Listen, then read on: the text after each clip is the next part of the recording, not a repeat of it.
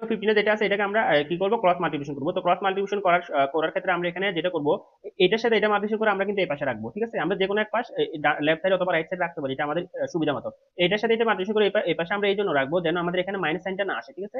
অর্থাৎ তোমরা যদি এই পাশে এটাকেও যদি এই পাশে রাখতে চাও তাও করতে পারো, তখন এখানে মাইনাস সাইন চলে আসবে, ঠিক আছে? যেহেতু এখানে এটার সাথে এটা মাল্টিপ্লিকেশন করলে এটা কত হবে, 15 হয়ে যাবে, মানে 15 হবে। আর এটার সাথে এটা মাল্টিপ্লিকেশন করলে কত হবে, 3y মানে 9 হবে, ঠিক আছে? যদি 15টা বড়, অর্থাৎ 15y টা যেহেতু বড় আর এখানে 9y থেকে, তো সেক্ষেত্রে এখানে আমরা সাইডটা আগে এই পাশটা আমরা এই পাশে লিখবো যেন আমাদের এখানে মাইনাস সাইনটা না আসে।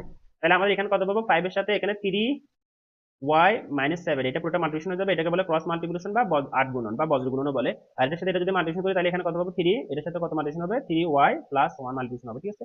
এখন জাস্ট আমরা এখানে ফ্র্যাকশন থেকে এটা আমরা কোথায় নিয়ে গেলাম, একটা সিম্পল ইকুয়েশন নিয়ে গেলাম। এরপর এখানে আমরা কি করবো, এটা পুরোটার সাথে এটা 5টা মাল্টিপ্লিকেশন আকার আছে, তো আমরা মাল্টিপ্লিকেশন করে দিব। 5 এর সাথে যদি 3y মাল্টিপ্লিকেশন করি তাহলে এটা কত হবে, 15y, রাইট? আর এখানে 5 এর সাথে যদি -7 মাল্টিপ্লিকেশন করি এটা কত হবে, 5 7 35 35। ওকে ফাইন, দেন এই পাশে কত পাবো, 30 সাথে 3 মাল্টিপ্লিকেশন করলে এটা হবে 9y, আর 30 সাথে 1 মাল্টিপ্লিকেশন করলে এটা হবে কত, +3, রাইট? আচ্ছা, ওকে ফাইন।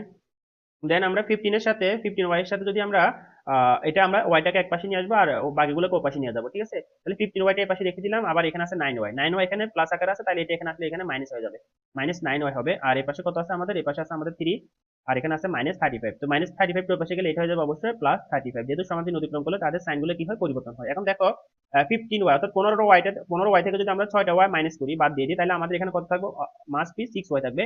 আর এখানে দেখো 35 এর সাথে যদি আমরা 3টা প্লাস করি তাহলে এটা হয়ে যাবে আলটিমেটলি 38, রাইট? আচ্ছা, এখন আমরা ওয়াইটাকে এই পাশে রেখে দিয়ে যদি 6টাকে ওই পাশে পাঠিয়ে দিই তাহলে এটা দেখতে কেমন লাগবে, উপরে যাবে আমাদের 38 আর নিচে আসবে আমাদের কত, নিচে আসবে আমাদের এখানে 6, রাইট? আচ্ছা, এখন এটাকে আরেকটু ছোট করা যায় কিনা আমরা দেখবো। তো এখন আমরা যদি এখানে দুইটাকে যদি আমরা 2 দ্বারা ডিভাইড করি, ঠিক আছে? এটাকে আমরা 2 দ্বারা ডিভাইড করতেছি, এটাকে 2 দ্বারা ডিভাইড করতেছি, তো করলে কত হবে, উপরে আসবে আমাদের 19 বা 19 আর নিচে আসবে কত আমাদের 3, নিচে আসবে আমাদের 3। তো এটাকে তোমরা চাইলে, আচ্ছা আলটিমেটলি তাহলে আমরা এখানে y ইকুয়ালস টু কত পাচ্ছি, y এর মান পাচ্ছি 19/3।